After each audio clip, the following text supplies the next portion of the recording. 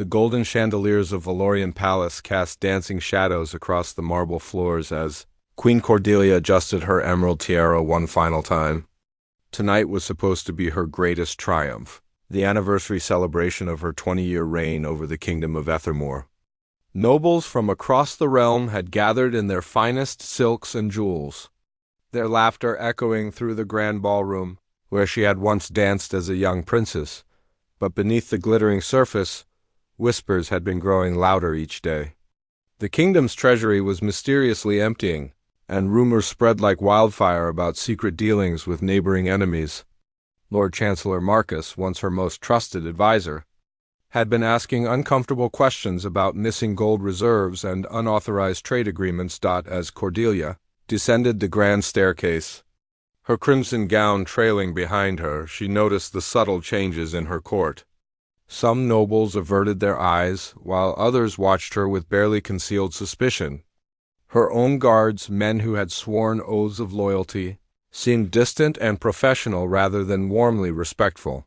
The evening's festivities began with traditional fanfare. Musicians played melodies that had celebrated Ethermore's victories for generations, and servants carried platters of the finest delicacies. Yet Cordelia felt an invisible noose tightening around her neck with each passing hour. She had made choices, difficult, necessary choices, to protect her kingdom from threats that others couldn't see. The alliance with the shadow merchants had been desperate, but it had brought wealth and weapons when Ethermore needed them most. What her subjects didn't understand was that sometimes a monarch must walk in darkness to preserve the light. The gold she had secretly moved, the treaties she had signed in hidden chambers, the promises she had made to dangerous allies, all of it had been for Ethermore's survival. But now, as she watched her guests feast and celebrate, she realized that her carefully guarded secrets were about to destroy everything she had worked to build. Part 2. The revelation came during the toast to the crown. Lord Chancellor Marcus rose from his seat at the high table, his weathered face grave beneath his silver beard.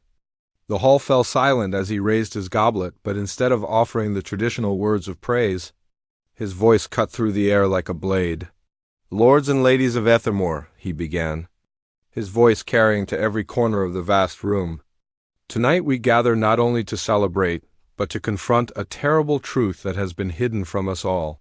The goblet trembled slightly in his hand as he continued.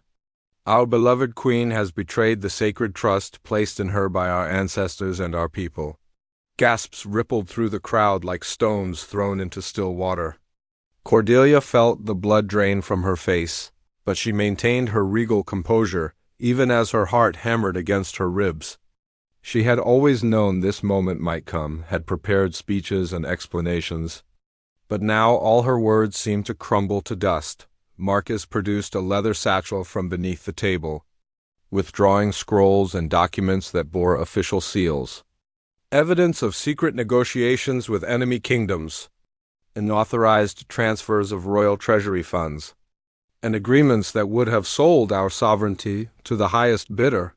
His eyes met Cordelia's across the hall, and she saw both sorrow and determination in his gaze. The nobles began to murmur among themselves, some standing to get a better view of the damning papers.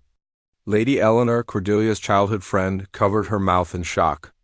Duke Aldrich, who had always been a loyal supporter, shook his head in disbelief. The very people who had cheered her victories now looked upon her with confusion and growing anger. Cordelia finally found her voice, standing slowly from her throne. "These accusations are based on misunderstanding," she declared, her voice steady despite the chaos erupting around her. "Every decision I made was for the protection of this kingdom, even when it required walking paths that others feared to tread." But her words were lost in the growing tumult as nobles demanded answers and guards began moving closer to the royal table. The revelation came during the toast to the crown. Lord Chancellor Marcus rose from his seat at the high table, his weathered face grave beneath his silver beard. The hall fell silent as he raised his goblet, but instead of offering the traditional words of praise, his voice cut through the air like a blade. "Lords and ladies of Ethermore," he began, his voice carrying to every corner of the vast room, "tonight we gather not only to celebrate, but to confront a terrible truth that has been hidden from us all. The goblet trembled slightly in his hand as he continued.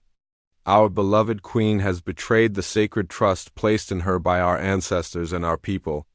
Gasps rippled through the crowd like stones thrown into still water. Cordelia felt the blood drain from her face, but she maintained her regal composure, even as her heart hammered against her ribs.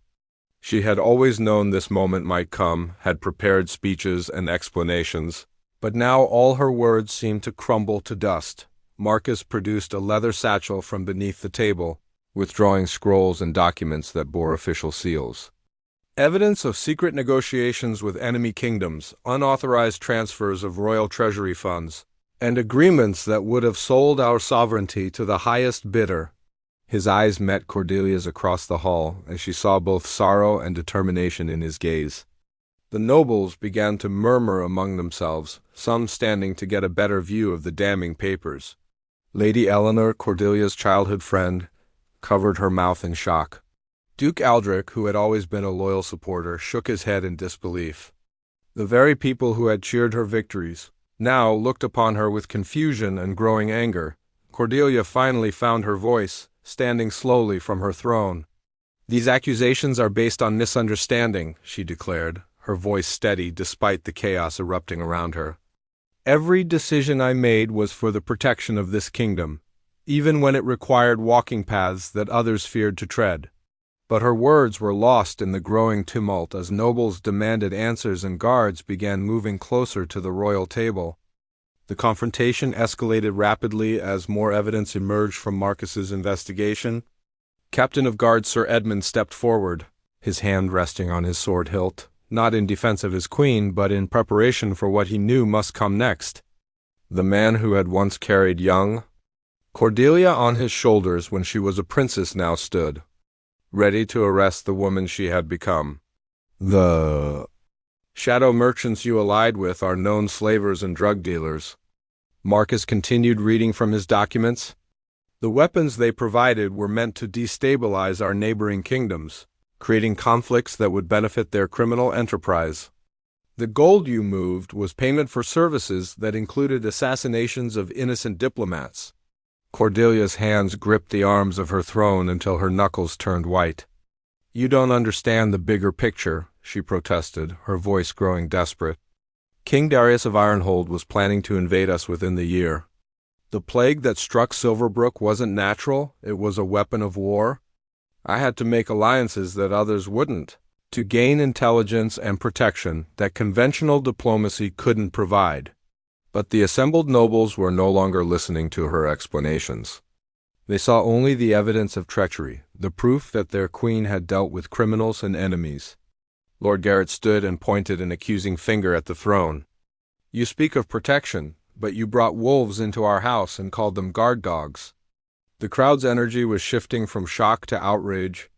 Years of loyalty and respect were crumbling in real time as people realized that the woman they had trusted with their lives had been making decisions in shadow and secrecy. Some began calling for immediate justice, while others demanded a formal trial. Sir Edmund received a subtle nod from Marcus and began approaching the throne, flanked by 6 of his most trusted guards.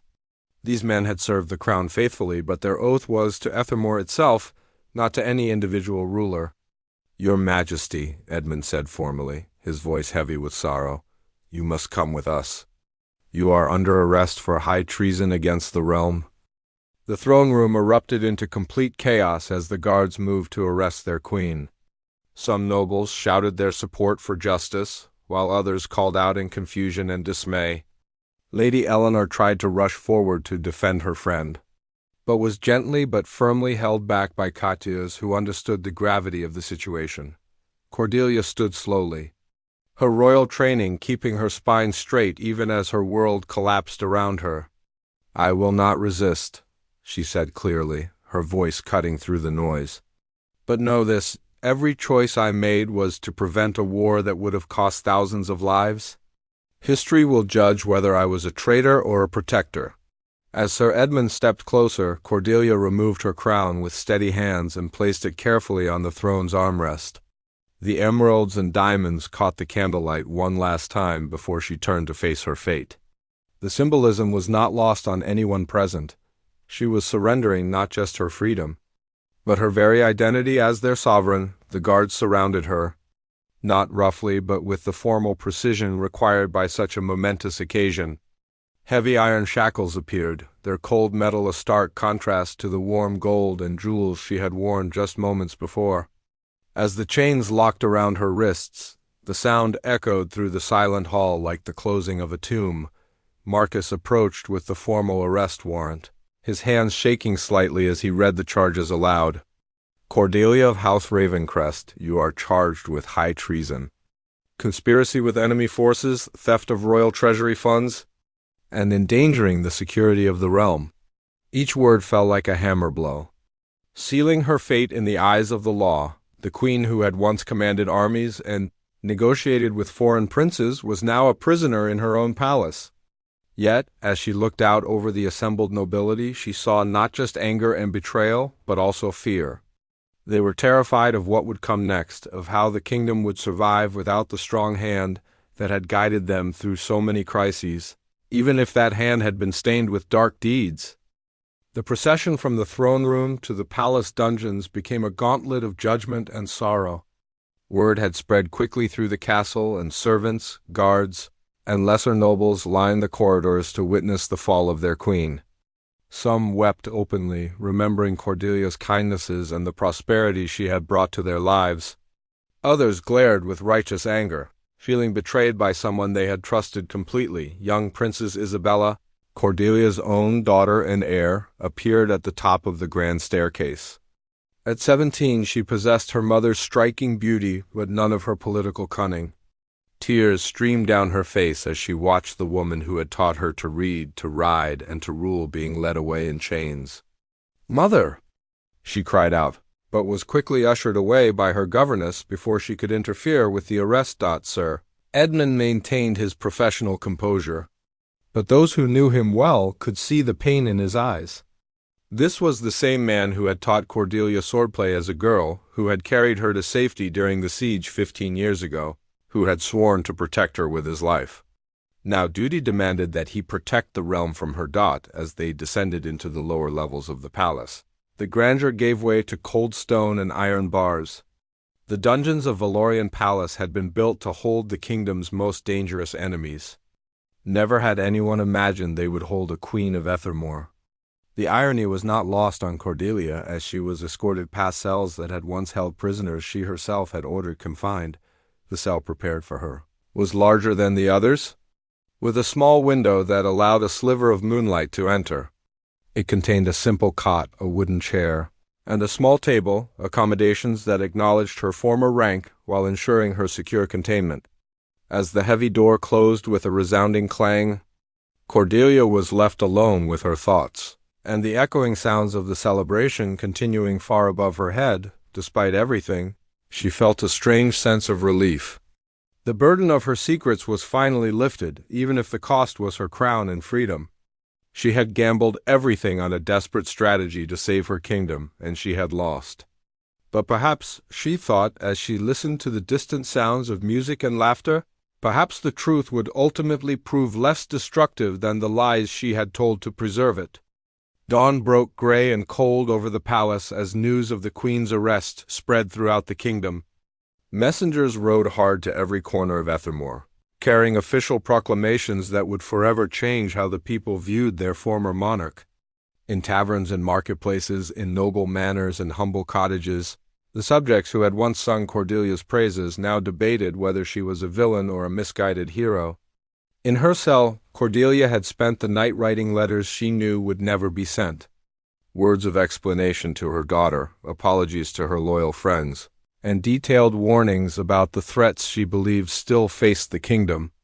As morning light crept through her small window, she heard the sound of approaching footsteps, not the heavy boots of guards, but the lighter steps of someone who had come to speak with her rather than guard her. Lord Chancellor Marcus appeared at her cell door, looking as though he had aged a decade overnight. The two old friends regarded each other across the iron bars, both understanding that their relationship had been forever altered by the events of the previous evening. "The trial will begin in 3 days," he said quietly. "You will be allowed to present your defense and call witnesses on your behalf." Cordelia nodded, accepting the formal courtesy, even though they both knew the outcome was already decided. "Marcus," she said softly, "when this is over, protect Isabella. She is innocent in all of this, and she will need guidance to be the ruler our people deserve." Her voice carried the weight of 20 years of friendship and mutual respect, even now when trust had been shattered. Meanwhile, in the throne room above, Princess Isabella sat alone on the same chair where her mother had been arrested. At 17, she was legally old enough to rule, but woefully unprepared for the complexities that awaited her. The crown sat heavy on the armrest beside her, no longer a symbol of power and prestige, but a burden that would define the rest of her life. As the sun climbed higher, bringing a new day to Ethermore, 3 generations of royal women faced uncertain futures. Cordelia would likely spend her remaining years in exile or worse. Isabella would ascend to a throne shadowed by scandal and suspicion, and somewhere in the kingdom, other ambitious nobles were already calculating how they might benefit from the chaos.